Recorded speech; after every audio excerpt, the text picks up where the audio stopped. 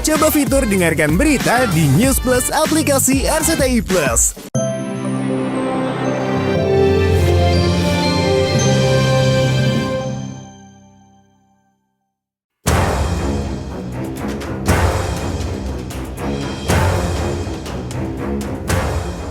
Pemirsa, hanya karena perkara dugaan pemerasan 4 miliar, Nikita Mirzani merasa kasusnya dibesar-besarkan. Padahal, kasus mega korupsi PT Timah senilai 300 triliun yang membelit Harvey Muiz suami artis Sandra Dewi tak diekspos sebombastis kasusnya.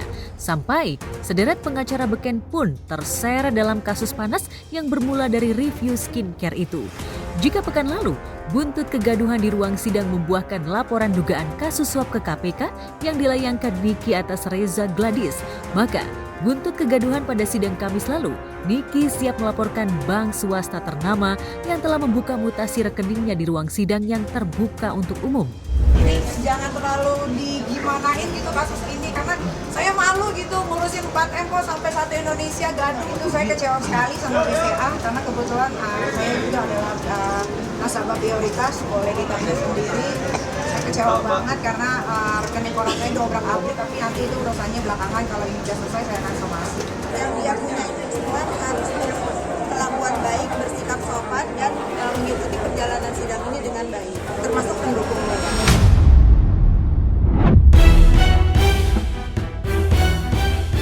Hanya untuk membuktikan Niki menerima transfer dari Reza Gladys yang diduga hasil pengancaman dan pemerasan. Satu Indonesia jadi tahu penghasilan Niki sekali tampil. Tak heran jika jalan kebebasan bisa ditempuh dengan mengembalikan uang Reza. Niki sesumbar berani melebihkan uang pengembalian 1 miliar hingga genap 5 miliar untuk pengusaha skincare kakak sepupu aktor Kris Giana itu. Harga endorse saya itu hampir 10 miliar. Gitu kan. Nah, ini yang dipermasalahkan adalah uang 4 miliar. Jadi kalau Reza Gladys miskin gak punya uang, nanti 4 miliar saya tambahin 1 miliar ya. Dari perseteruan Niki versus Reza Gladys melebar menjadi perseteruan antara geng skincare dan dokter kecantikan. Seolah tak mau kalah, tim kuasa hukum Niki dan Samira pun tak cuma adu argumen dengan tim kuasa hukum Reza Gladys, tetapi sampai adu jotos. Netizen pun bingung siapa yang jadi pelaku, siapa yang korban, karena kedua pihak langsung melimpahkan kasus perkelahian di sebuah stasiun televisi itu ke pihak berwajib. Sunan Kalijaga, kuasa hukum Doktiv Samira yang berada di pihak Niki, melaporkan Surya Batubara, kuasa hukum Reza Gladys, ke Polres Jakarta Selatan. Beberapa jam kemudian, Surya Batubara melaporkan balik Sunan ke Polda Metro Jaya atas dugaan penyerangan dan perbuatan tak menyenangkan. Tapi benarkah Julianus Sembiring yang diduga sempat menyerang Sunan tidak dilaporkan oleh pengacara kondang itu? Karena kami tahu juga Julianus ini masih muda, masih emosi masih juga tinggi, sehingga kami selaku senior di dalam menerima kuasa hukum dari Reza Gladys mencoba menengahin ini, tapi Sunan Kalijaga dengan gayanya aku dipukul. Siapa yang mukul? Yang melakukan penyerangan terhadap saya 2 orang. Satu, saya pastikan adalah kuasa hukum ya dari DRG, ya. Yang kedua, orang dari Dr. Andreas. Pada saat itu saya masuk ke tengah-tengah kerutan, saya melerai juga.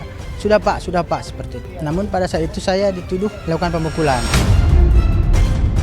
Kami kaget, tiba-tiba mereka pergi ke Polres Jakarta Selatan melakukan laporan polisi, dikatakan bahwa saya dan rekan saya melakukan pemukulan.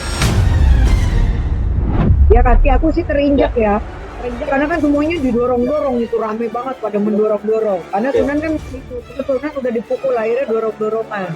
Ada 2 orang pengacaranya yang dari dokter RG sama yang dari dokter Andreas, 2 orang itu yang sudah dilaporkan dan LP-nya juga sudah keluar ya. Kami sudah melaporkan saudara Sunan Kalijaga dan kawan-kawannya yang melakukan tindakan pemukulan terhadap rekan kami.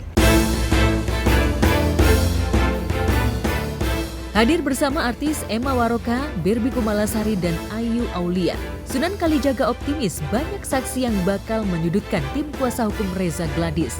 Sunan berharap terlapor bisa dipenjara seperti Reza Gladys dan atau Bah Mufid yang terancam masuk bui andai Niki menang di persidangan. Tapi benarkah Fitri Salhuteru yang hadir di acara itu dituding memprovokasi keributan dari jarak jauh? Kalau si itu sih bilang, si FS katanya keluarganya dari timur. Iya nggak apa-apa, dengan melapor ini kan bisa ditindaklanjuti siapa-siapa aja yang bisa mengatur yang kayak begitu-begitu. Saya ini memang orang timur, jadi kalau misalnya saya berada di dalam keramaian yang mungkin menurut saudara-saudara saya perlu ditemani, mereka adalah saudara-saudara saya. Tidak sama sekali menemani bang sendirinya, mereka semua adalah menemani saya. Di mana ada kubu Niki, disitulah ada Fitri Salhuteru. Tak cuma dalam kasus dugaan pemerasan dan TPPU, dalam kasus aborsi dan persetubuhan anak di bawah umur, di mana Niki sebagai pelapor dan Fadel Bajideh sebagai terdakwa, Fitri Salhuteru juga tampil membela Fadel. Hari ini saksi ahli pidana sama Ibu Fitri sebagai saksi fakta. Tidak bermaksud untuk membuat orang tuanya Laura Maraya. Ini saya berada di sini untuk kebenaran yang saya tahu.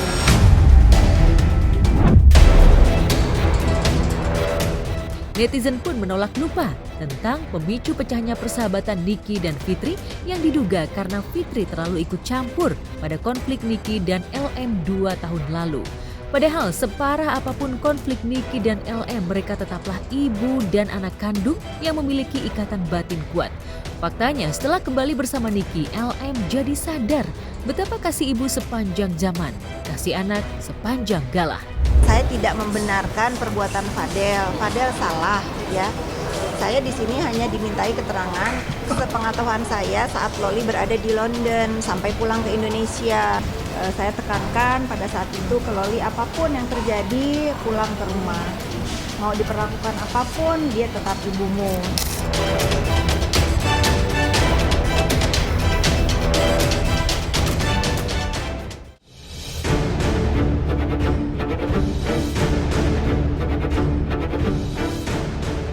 Pemirsa, inisial LM yang mendadak populer belakangan ini bukan LM anak sulung Nikita Mirzani, melainkan Lisa Mariana. Selebgram sensasional ini belum tenang sebelum hasil tes DNA putrinya keluar. Jika Lisa dan Ridwan Kamil melakukan tes DNA pada 7 Agustus lalu, maka hasilnya akan keluar hari ini, tanggal 18 Agustus 2025, jika merujuk pada keterangan kuasa hukum masing-masing. Tapi menjelang hasil tes DNA keluar, Revelino Tuasi kembali menggelontorkan pernyataan yang membingungkan publik dan netizen.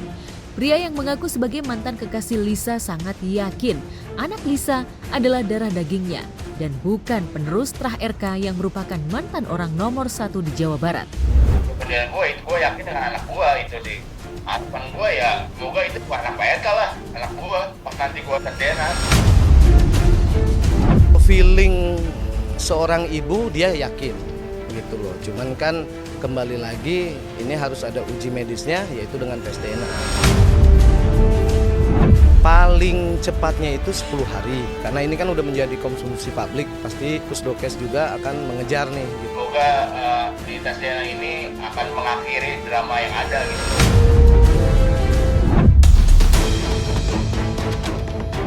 Tak peduli dengan ocehan Revelino, Lisa memilih fokus pada masa depan karirnya di dunia hiburan.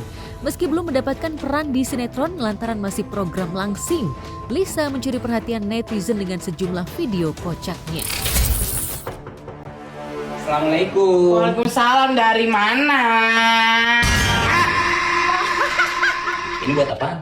Biasa, ini mama lagi nyapu-nyapu aja. Itu mama udah masak, yuk kita makan yuk. Bukannya suami kalau pulang disambut. Iya benar.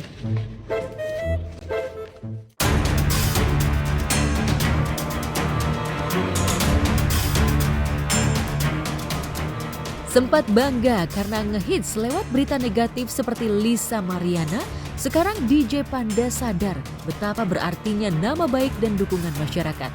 Demi memulihkan nama baiknya pasca diboikot sejumlah klub malam dan dihujat netizen, DJ Panda getol cari simpati publik. DJ yang disebut-sebut sebagai ayah dari bayi yang dilahirkan Erika Karlina ini terciduk ikut pengajian Gus Ikdam. Netizen yang auto kepo nyinyir pun langsung menyindir bahwa demi karir dan cuan, DJ Panda membutuhkan validasi dari tokoh agama sejuta umat. Tapi jenengan nggak usah khawatir. Belum tentu orang yang dihujat, dibully, dihina itu seluruhnya karena dia salah, itu belum tentu. Biasanya terkadang ada kalanya orang dihujat, dihina, dibully itu Mas DJ Panda karena cahayanya terlalu terang. Tausiah yang dicuplik dan dirilis di TikTok pun yang menguntungkan DJ bernama asli Giovanni Surya Saputra ini. Alhasil, emak-emak yang ikut kajian pun auto membela DJ berusia 27 tahun itu. DJ Panda pripun ya, Gus? Lo boten iso kok cium ning lho piye to wong-wong ibe. Udrek, lha iki ning pengajian iki kok ning hal wong-wong iki.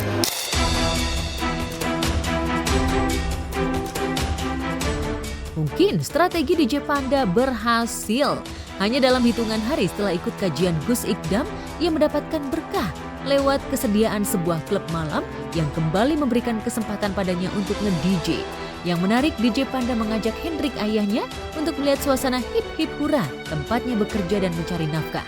Benarkah DJ Panda ingin menghibur ayahnya yang sempat kecewa karena tak diperbolehkan Erika Carlina melihat cucunya? Mungkin mereka masih belum masih belum gimana ya? Udah tuh saya rasa itu dulu aja udah ya, nggak apa-apa ya.